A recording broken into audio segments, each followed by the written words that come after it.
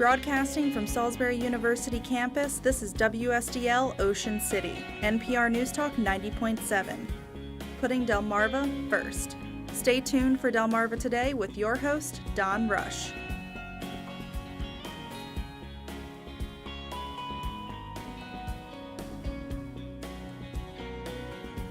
Deal or no deal, that's the game now being played out in Washington as the government shutdown drags on. Welcome to Delmarva Today. This is Don Rush. With government offices closed, the dance is now being played out between the president and the newly empowered Democrats. Nancy Pelosi took over the gavel of House Speaker for the second time, and she, along with Democratic Senate Minority Leader Chuck Schumer, now hold the keys to the kingdom. Meanwhile, the first glimpse of the Democratic presidential field has emerged, with Massachusetts Senator Elizabeth Warren announcing an exploratory committee. And public opinion polls now tout former Vice President Joe Biden and Senator Bernie Sanders and newcomer Beto O'Rourke as some of the frontrunners. All this comes as the newly minted Republican Senator-elect Mitt Romney took a swipe at presidential character. Take a look at what is to come. In our studio this morning is Michael Laughlin. He's a political science professor at Salisbury University. And before we get started, we also need to note that over the holidays, a good friend of this radio station and our show was taken from us. Mike Prattle, at the age of 76, died of a heart attack. He originally came from Baltimore, where he was born and arrived on the Eastern Shore about 15 years ago. He said he actually started out as a conservative, but became a strong progressive voice, particularly in the Democratic Party. When developing a political edition of this show, Mike was one of the first voices we featured here, and he gave as good as he got when sparring with his conservative counterparts. Here at Salisbury, there will be a memorial service for him on January 13th at Dove Point. And your thoughts? As a matter of fact, I think you were on one of the original shows with Mike. Yes, good morning, Don. It's quite a loss, I think, both in terms of our local politics. Mike Prattle was a partisan, to be sure, and informed, quite informed. I found him always to be informed both for national politics but also local politics. But he brought such a civilized voice in these times of rancor.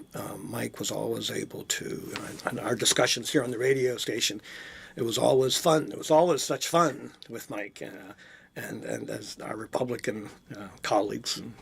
And so he's going to be missed very much. Yeah, and you knew him really not only obviously from this show, but from politics. How was he in that milieu? I mean, I only really saw him, in the studio. I mean, I did see him.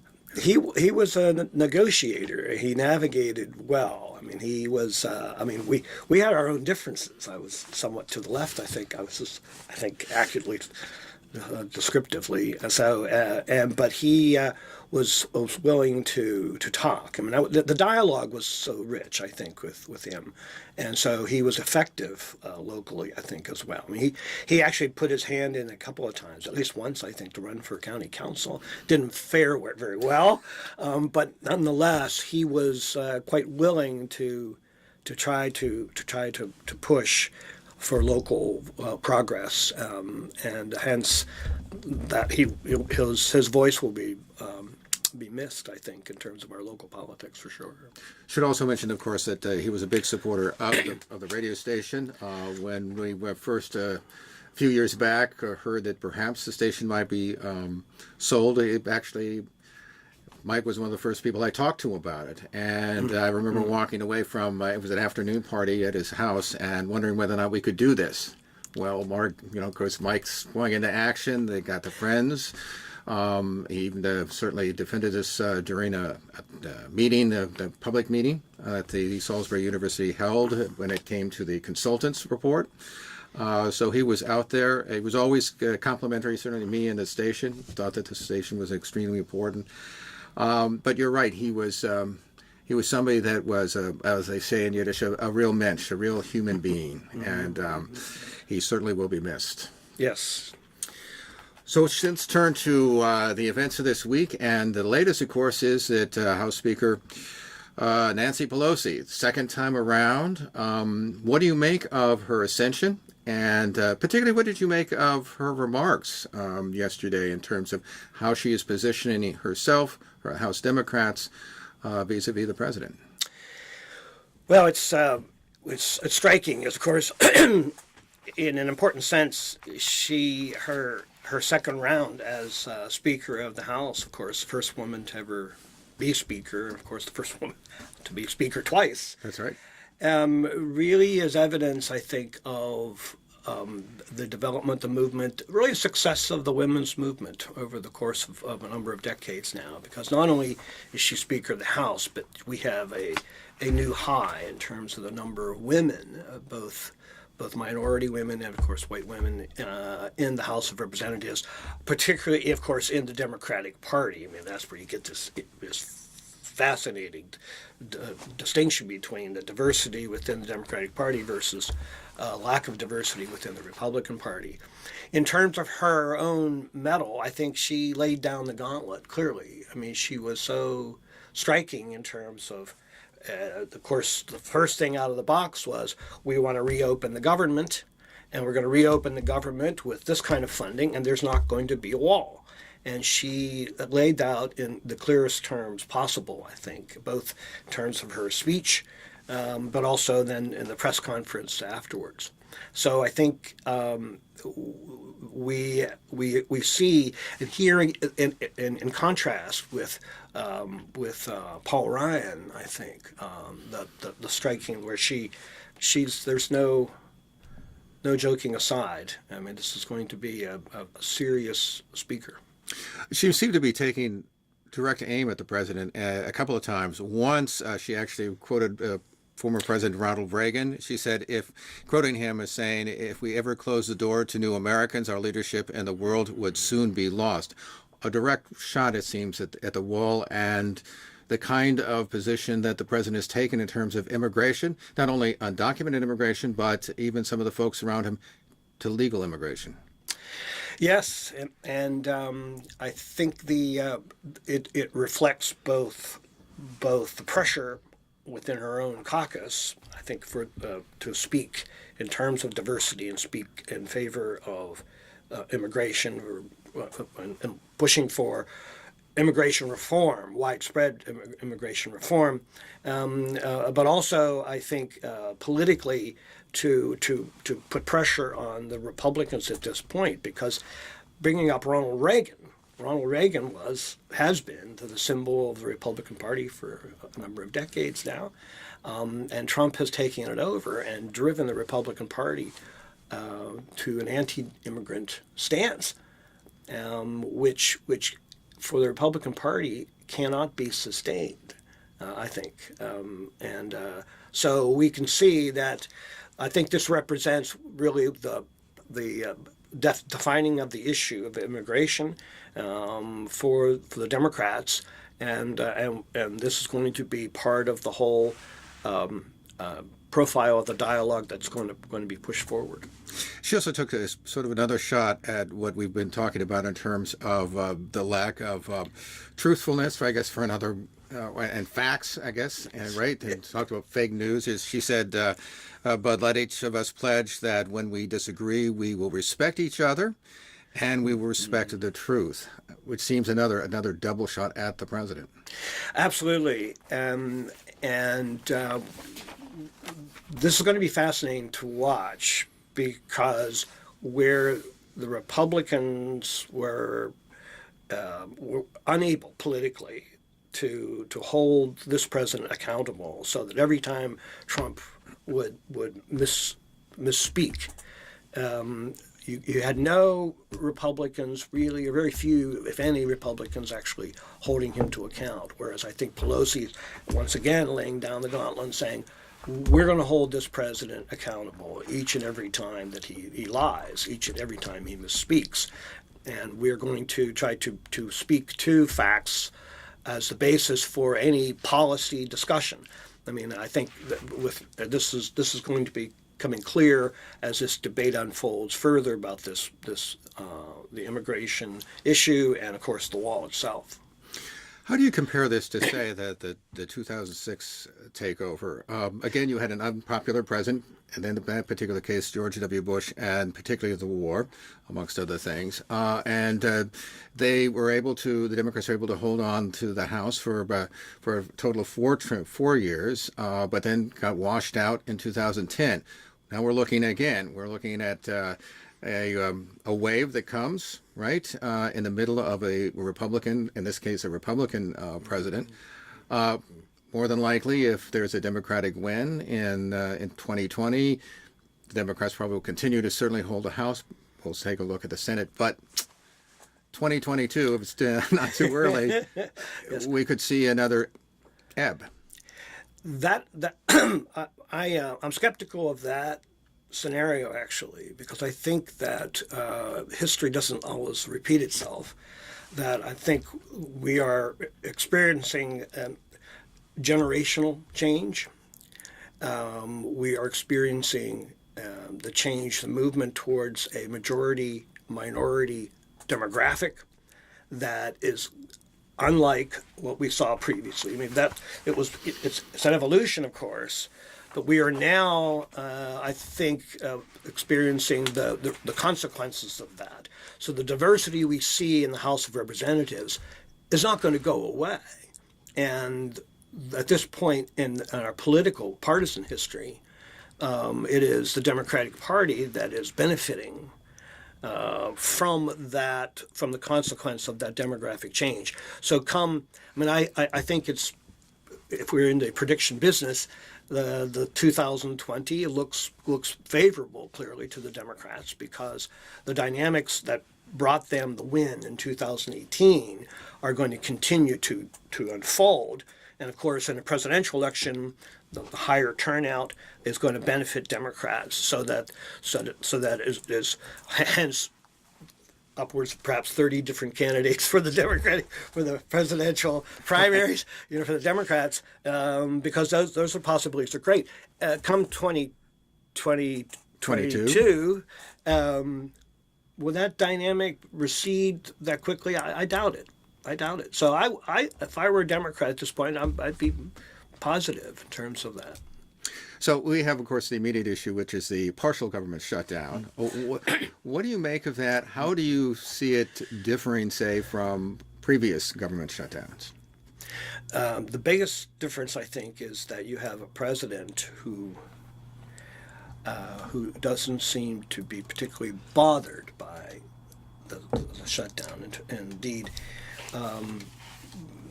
the fact that you have close to 800,000 federal employees without paychecks doesn't seem to bother him very much. He seems, in some sense, to revel in it. Whereas I think previous presidents, that was an issue for them, and so that no one really particularly wanted to shut down. He seems to be unbothered by it, and in fact, perhaps to favor it.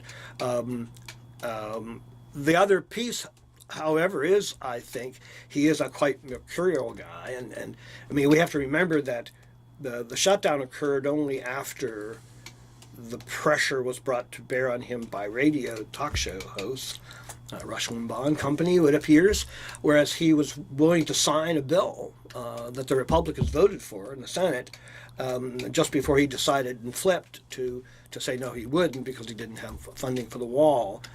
It's quite possible, it seems to me, that Trump could flip again once he feels that he's made his point to his base, that he fought for the wall, that he could flip again at some point. I mean, because I think the pressure is going to build, particularly on the Republicans at this point.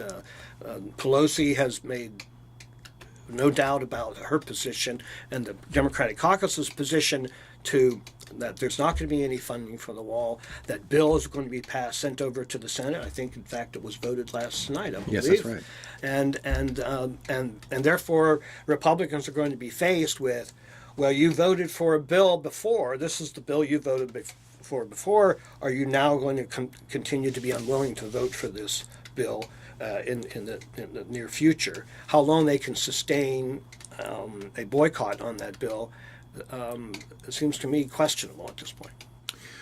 So what do you make of the Senate Majority Leader Mitch McConnell's position? That he changed obviously his position, and I can remember Mitch McConnell at one point saying, not during this president, but that there would be no government shutdowns. No, we're not going to play that game.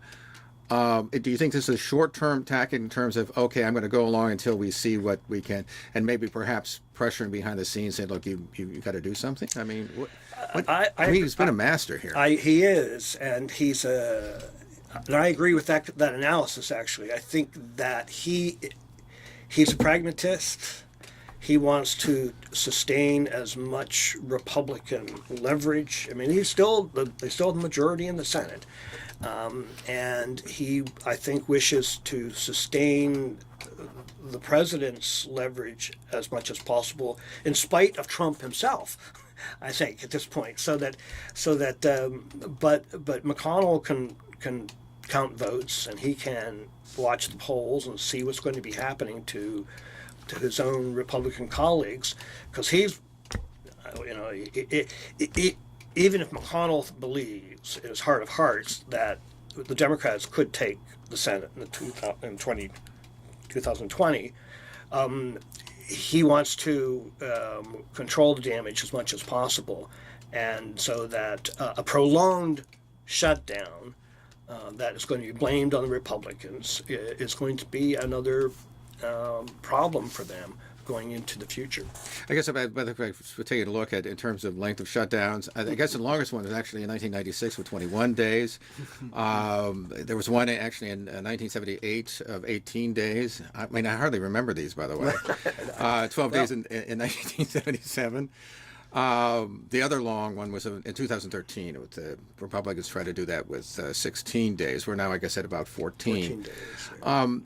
Are we to read that there are real cracks within the Republican senators in terms of whether or not they're willing to go along with it? I mean, we have obviously Senator Cory Gardner, Republican out of Colorado, also Susan Collins out of Maine. They've said this thing should end. Now, two defections don't make a flood here, but they certainly don't. And they're up for an election, I think, as a matter of fact. Yeah, and the puzzle, I think, remains. I mean, what Trump has successfully been able to do, which is he has been able to sustain high approval within the Republican Party, so that the base continues to be fairly solid at this point. And the question has always becomes with any of these kinds of issues: is this the issue that will erode some of that support? And I think right now that's an unanswerable question.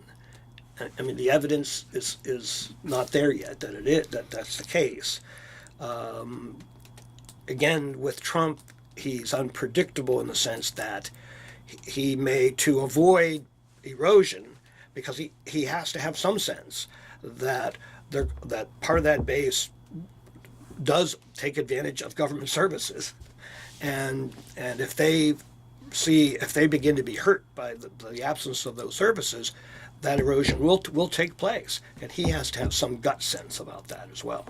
So what do you make of the Democratic prospects here in terms of president? We have Senator Elizabeth Warren, who made an announcement that she's looking at an exploratory committee. What and Joe Biden's going to make a decision, I guess, in the next few weeks? Well, it tells us, as I had mentioned just a moment ago, that I think that there's optimism on the Democratic side that Trump is certainly a wounded president, and even if he survives the Mueller report, he's going to be a wounded candidate for 2020. So there's an opening, therefore, for any Democrat. I mean, I think that's one of the scenarios. And the question: can any Democrat win in 2020? And I think the answer is, well, probably. So whether it's Warren or Biden or other candidates, Sanders and the like, they have an opportunity. What I think is interesting here as well is that the dynamic again that took place in the 2018 midterms, the anti-Trump dynamic, but also I think the meat and potatoes, the kitchen table issues, healthcare, minimum wage, tuition, justice, and the like. Those issues, I think, are going to be the propelling issues that are going to be emerging here. And I think this is where I think Elizabeth Warren, contrary to a lot of folks who suggested that she would wait later, I think what she has done here is she's really trying to get in early to define a whole set of issues that are favorable to her, but are also the dynamics that actually brought the Democrats to victory in the midterms. The couple of minutes we have left, do you see the Democratic Party as shifting, for lack of better words, further to the left, and that we're moving away from what was the Democratic Leadership Council and really the Clinton era of sort of shifting to the right in order to capture the middle? Do we and is that viable in the minute so we have? I think the answer is yes. And one piece of evidence that just bubbled up, I think, yesterday is that for the first time ever, there's going to be a hearing on Medicare for All in the House of Representatives, right? What that tells us is that the issue that has been suppressed for so long now, there's a window that has opened up on the left. That doesn't mean we're going to get Medicare for All in the near future, but it means now that there's going to be a dialogue, there's going to be discussion of clearly a left of center position on healthcare beyond Obamacare, and they'll take us into a single payer healthcare system. I think that's the opening shot for a caucus in the Democratic Party, the Progressive Caucus, pushing a whole set of left-leaning policy positions in the near future. Should mention, by the way, I think the Progressive Caucus believes substantially larger now. That's it's correct. Almost 100, I think. Almost 100. That's right. That's fairly significant. Correct. We've been speaking with Michael Laughlin. He's a political science professor at Salisbury University, talking about the latest events, the government shutdown, Nancy Pelosi taking over as House Speaker, and we'll certainly revisit all these issues as they come to hold. And thanks for stopping by. You're welcome. This has been Delmarva Today. I'm Don Rush. Thanks for listening. Thank you for watching Delmarva Today, a production of Delmarva Public Radio. Production and audio engineering by Chris Rank. Hosted by Don Rush. For podcasts, visit delmarvapublicradio.net or subscribe to the Delmarva Today podcast on iTunes. Delmarva Today can now be seen on Pack 14.